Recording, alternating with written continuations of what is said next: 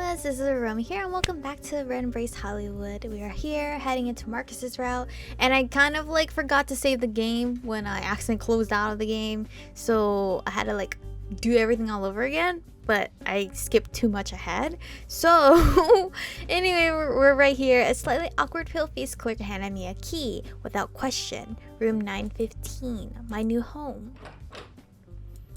Sparkling clean, warmly lit, beautifully decorated, and almost too glamorous to be real. The kind of room where you'd see stars partying, orgying, and overdosing, ringing up their agents, shutting the curtains to hide from camera flashes, straight out of a magazine. Up close, though, I realized the room was as dead as me. The cameras were the only thing that had made it seem so alive, but part of me had guessed that already. As I stared at one of the stock paintings on the wall, trying to figure out what emotions I was feeling. Something stirred in my gut, a dull, aching hunger. It didn't feel like the hunger pangs I'd felt before. It was in my mind as much as my body, like an addict who needed their fix. Was it a hunger for that? As much as I didn't want to even think of it as a possibility, the idea uncomfortably warmed into my head. Try to go hunt. The thought of sinking my teeth into a stranger's neck, especially considering the types who roamed LA at this hour, wasn't exactly appealing. But if I had to drink from someone else to survive, then I'd do it. I wasn't about to die of self-righteousness. I took a step towards the door, ready to go out and attempt to hunt, until I glanced at the clock. The sun would be rising in less than an hour. If I was quick and stealthy, I might be able to pull it off. But what if I couldn't make it back in time? What if I got caught? No, I couldn't hesitate. Survival had to be my top priority for now. On my way towards the exit, I paused by the mini fridge. Out of curiosity and a sliver of hope, I decided to check it just in case, even though I wasn't sure what I wanted to see. Pulling the tiny door open, I bent down to peer inside. But instead of discovering any water or food or even ice, I saw something completely different. 3 packs of blood, neatly sealed in a translucent bag for morbid juice boxes.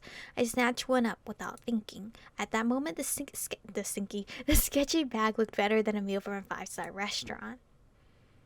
Moving on impulse, I sank my fingers into the plastic, downing the cold liquid in giant gulps. The second it slid down my throat, a rush of energy flowed through me. The pain vanished, my body hummed with, well, not life, but something close to it. Drinking it came so naturally, and each sip tasted better than the last. But in the back of my mind, I knew that I lost some part of myself at that moment, something that might never come back. So I drank until the bag was empty and it was over. A knock at the door interrupted my dinner. We know who this is. I threw the empty bag into the trash can, quite quickly wiped off my bloody lips and reached for the door. I thought Charisse and Markus had left, but maybe one of them had come back to tell me something. Oh, it's Heath. Oh, good evening. A gentle melodic voice purred out from the man before me. I'd never seen his face before, but his 2 pale skin and flashing fangs immediately gave away what he was. You're Michiko, aren't you? Please tell me I'm right.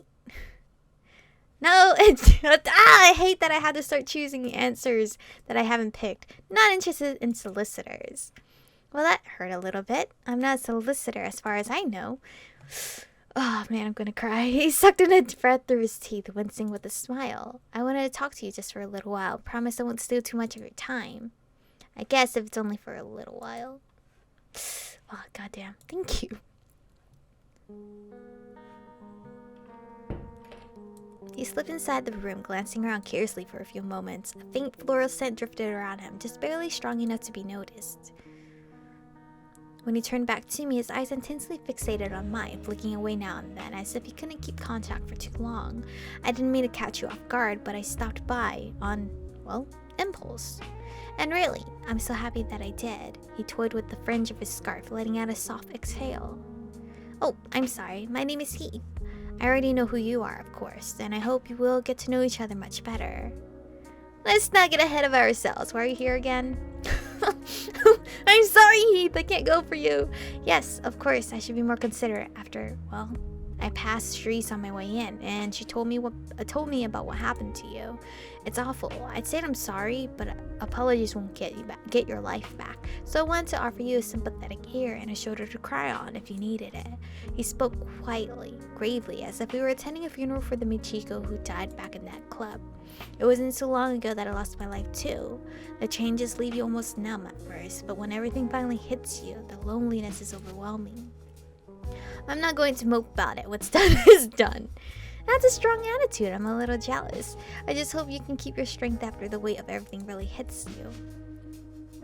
He let out a quiet sigh, running a hand through his feathery hair. It was a little surprising how much my situation seemed to upset him, considering the apathy or amusement everyone else had shown so far. Sharice mentioned your house too. Houses, well, they're supposed to be the core of who we are in this hidden world, what defines us and what sets us apart.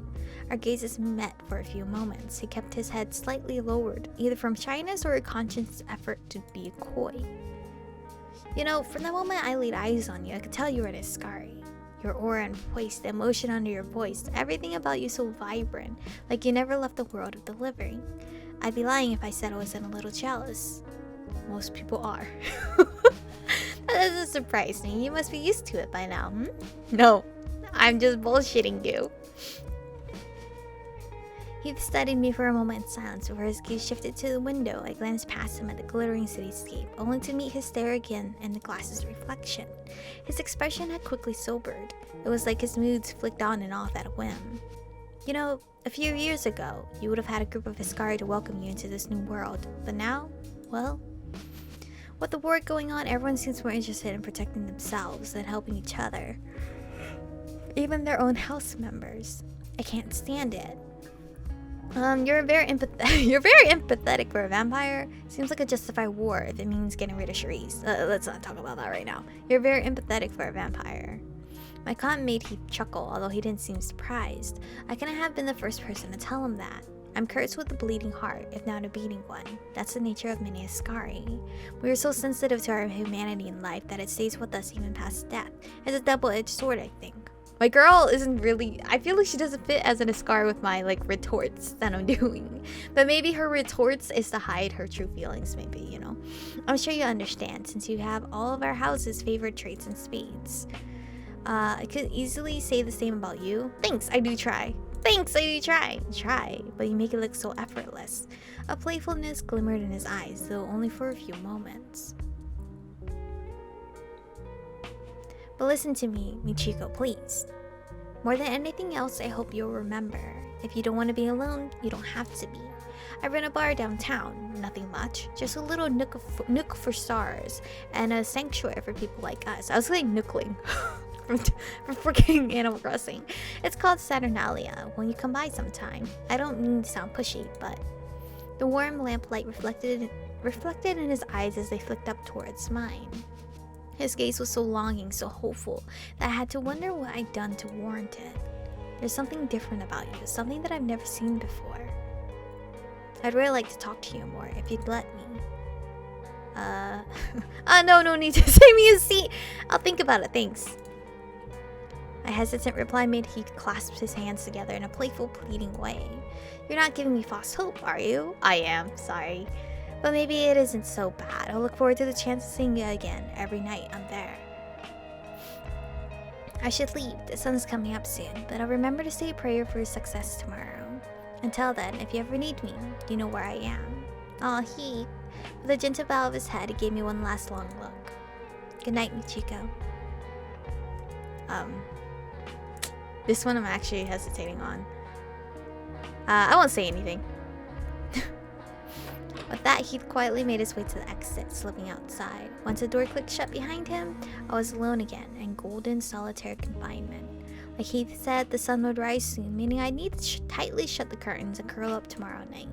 In a way I didn't want to. Shutting the curtains would mean surrendering to the reality that this was an awesome, insane dream. But I wasn't sure how much longer I could deny that reality. Yeah, I already fucking drink out of a blood pack. I am pretty vampire real right now. With the coming sunrise safely hidden away, I turned off the bedroom lights. As I stare at the LED glow of the alarm clock, letting my transformed body sink towards something resembling sleep, one last thought drifted into my head. I felt strangely excited was the only choice I have. Not done. As unbelievable and terrifying as tonight had been, a part of me was perversely thrilled. This new sense of power, this world of secrets, even the taste of blood. Maybe this was who I was always meant to be. With that feeling still settled on my chest, I closed my eyes. Finally, a comforting nothingness pulled me down into the dark and away from the coming day.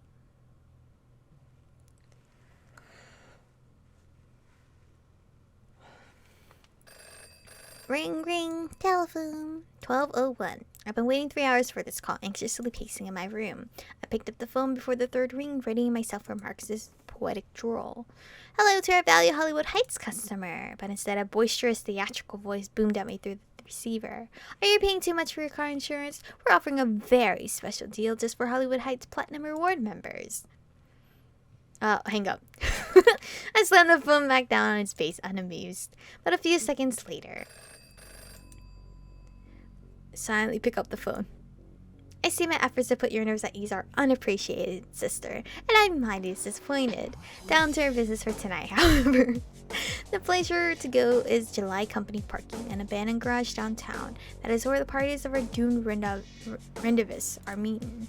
You'll need to find Randall and get him to call off negotiations. Do you follow me thus far, sister? My performance anxiety is kicking in. Just thinking about something else besides the fact that it's win or die tonight, and I believe you'll be just fine. Now, listen carefully, because here comes the best part. There's a knife that Randall loves very, very much. Why, he loves that blade as much as Lot's daughters love their daddy. If he thinks someone stole it, it'll drive him completely wild and put him in a very unprofessional mood. I heard Marcus inhaling sharply on the other end of the line, like someone preparing to gleefully deliver news. And that knife just so happens to be waiting for you at the hotel's front desk. You take that knife, show it to Randall, and pretend you took it off a Golgotha who wanted to drive a hard bargain with it. That's sure to ruin negotiations. I rather doubt Randall would mistake you for one of his unwashed lackeys, but Cherie says he'll be seeing too much red to care. I have a really bad feeling about this. Good. If you didn't, I'd be far more worried for you. Now, once you're finished up, return to the hotel bearing all your good tidings. I have faith in you, Michiko. Then again, I also had faith in Jack Kennedy, so maybe don't call yourself the Messiah just yet. It was sink or swim, man. I didn't have the first idea of what to expect, and that terrified me. But if I'd survived so far in Hollywood among the living, then I'd find a way to do it among the dead. After picking up the knife from the front desk, I left the hotel and skulked out onto the street. July Company Parking. I vaguely remembered seeing that sign before, at least so I had some idea of where to go. Stealing my nerves, I sat out in the garage's direction, trying to avoid eye contact with any late-night passerby. But as I walked, I started to feel the same aching hunger I felt last night. It was just a dull pain at first, but it quickly grew stronger and gnawed at me from the inside. I couldn't focus on anything else. Before I entered the parking garage, I'd have to find blood to save myself, or else the pressure would snap me. Oh no, I can't be kind to David because I think I chose all the kind options. Damn it. That was probably why the fridge had 3 blood packs, not just 1. Just then, my heightened senses picked up on a scent. Down the alley, the scent of a mortal. Alone. There was no one else nearby, which meant I could feed on them if I wanted to. The pain was getting worse, my body ached, my head spun, and the whole world pulsed in front of me. Give in to the hunger. It was no use. I needed to feed. I needed blood, warm blood. There were my new instincts. Everything had changed, and denying that would just be a losing battle. I slipped into the alley, pulled like a magnet towards that wonderful scent. It didn't take long before I caught sight of the source. Oh no. David. The young man let out a gasp when I stalked up to him. He'd been taking a piss behind the dumpster, but quickly zipped himself up and cleared his throat. Hello? Can I help you with something? I'm just on my way home from work. His voice trembled. This was the first time someone had ever really been afraid of me. But the only thing I could concentrate on was the smell of his blood. It's suddenly the most delicious scent in the world. Aw, shit, the only thing I have is here, kitty kitty? I'm stopping here for today because, no. Damn, I really screwed myself this time. But anyway, thank you guys for watching today's episode. Stay beautiful, and I'll see you guys in the next one.